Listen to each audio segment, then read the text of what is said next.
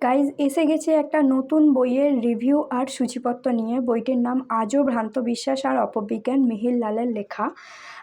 আমি মূলত বইটা নিয়ে এসেছি এখনকারের কী কী কুসংস্কার এখনও পর্যন্ত মানুষ মেনে আসছে বা কী কী কুসংস্কার হতে পারে তার পিছনে বৈজ্ঞানিক ব্যাখ্যা সেটা জানার জন্য।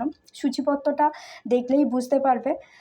আমার কাছে অনেক নতুনত্ব কুসংস্কার লেগেছে, যেমন বৃষ্টির কামনায় ব্যাঙের বিয়ে, তারপরে বাড়ির গেটে নীল জলের বোতল। পড়তেও বেশ ইন্টারেস্টিং লাগছিল যে কী কী মানুষ তখনকারে করতো বা এখনও মানুষ কী কী করে।